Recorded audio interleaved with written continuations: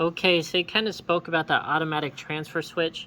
Now I'll show you what an automatic transfer switch cannot do, or anything else on the market.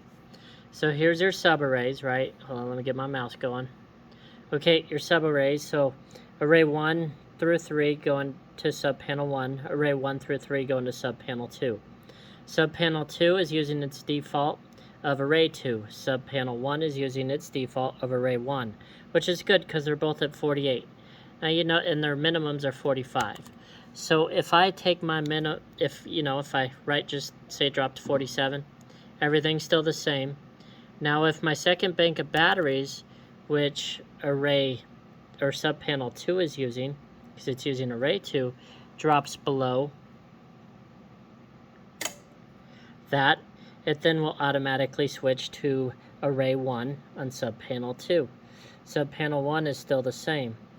Now, same thing, if this guy drops below the default, well, would you look at that? It's now on grid because they're both below the default. So subpanel 1 is on grid, subpanel 2 is on grid. Now here's where it really gets interesting and definitely cannot duplicate. If battery bank 2 goes back up above 45, I'm just going to put it back up to 48. Array subpanel 1 is now using array 2, and subpanel 2 is now using array 2. Now, if this one goes back up as well, the battery bank voltage 1, look at that, we're back where we started.